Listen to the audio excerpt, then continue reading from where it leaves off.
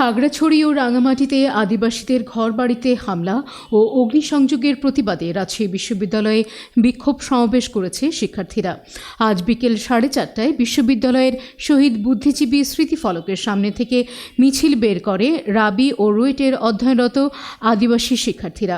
মিছিলটি ক্যাম্পাসের গুরুত্বপূর্ণ সড়ক প্রদক্ষিণ করে প্যারিস রোডে এক সমাবেশে মিলিত হয়। পরে এখানে মানববন্ধন করে তারা। এ সময় পাহাড়ে সেনা শাসন তুলে আদিবাসীদের ওপর নির্যাতন নিপীড়ন বন্ধের দাবি জানান শিক্ষার্থীরা। এছাড়া পাহাড়ের সকল মানুষের নিরাপত্তা নিশ্চিতের দাবি জানান তারা। কর্মসূচিতে রাজশাহী বিশ্ববিদ্যালয় এবং রাজশাহী প্রকৌশল ও প্রযুক্তি বিশ্ববিদ্যালয়ের 2 শতাধিক আদিবাসী শিক্ষার্থী উপস্থিত ছিলেন। সমাবেশে শিক্ষার্থীরা বলেন, আদিবাসীরা দেশের বিচ্ছিন্নতাবাদী নয়, তারা বাংলাদেশের নাগরিক এবং এই রাষ্ট্রের সংবিধানকে তারা বিশ্বাস করে। এছাড়া তারা সেনাবাহিনীর বিরুদ্ধে নয়, তারা সেনা শাসনের বিরুদ্ধে।